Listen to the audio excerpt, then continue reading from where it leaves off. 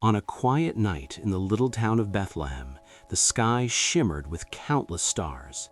The world slept in peace, unaware that heaven had touched the earth. In a humble place, far from royal palaces and golden thrones, a child had been born, one whose life would change the course of history forever. Inside a simple stable, warm light glowed softly. Mary cradled her newborn son in her arms, gazing at him with wonder and love. Joseph stood nearby, watchful and protective, his heart full of awe.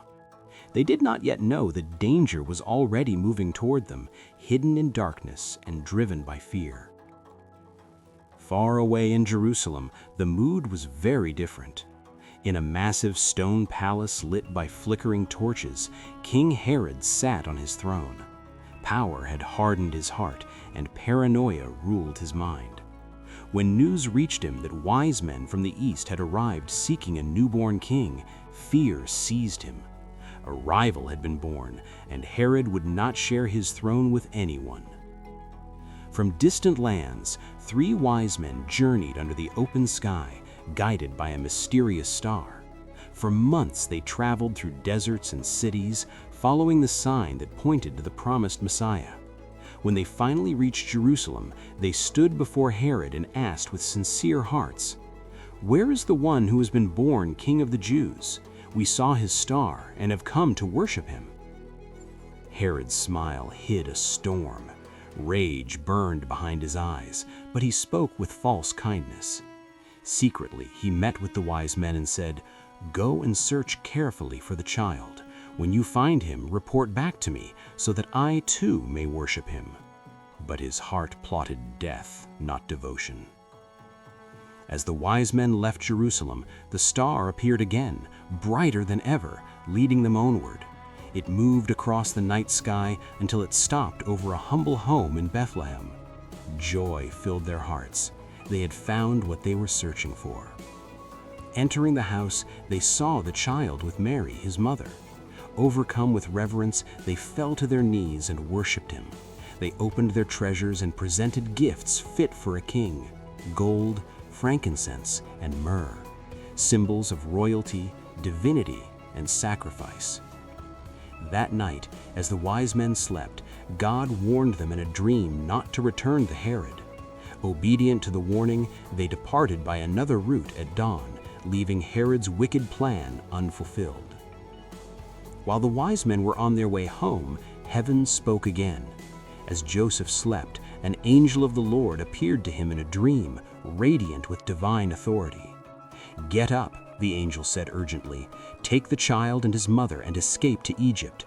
Stay there until I tell you, for Herod is going to search for the child to kill him."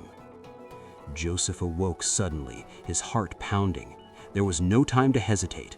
In the quiet darkness of the night, he gathered what little they had: food, water, and blankets.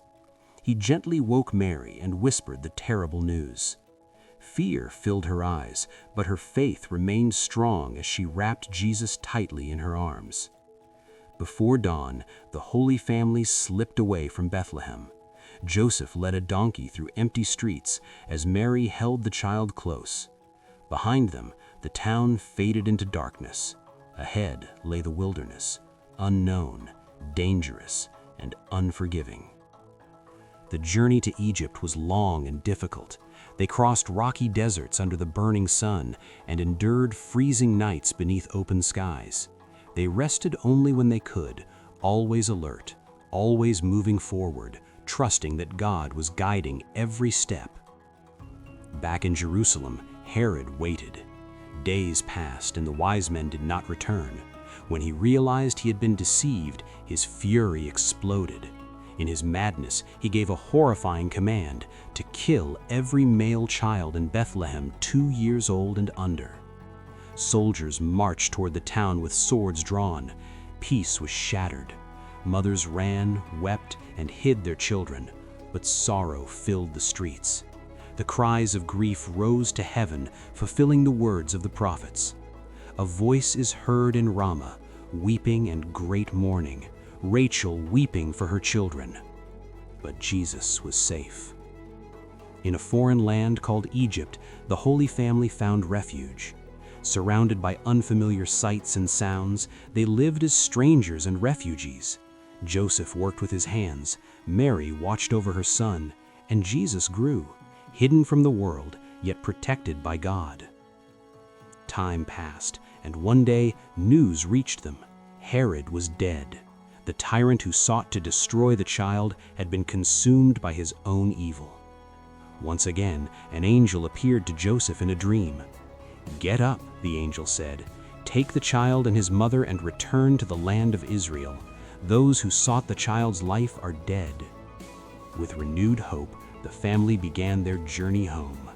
Now Jesus walked beside them, the child who escaped death, destined to conquer it. As the sun rose over the hills of Nazareth, they approached the place where prophecy would be fulfilled. So it was written, and so it came to pass. He shall be called a Nazarene. The child who fled in the night would one day bring light to the world, hope for the broken, salvation for the lost, and life that no king, no power, and no darkness could ever destroy.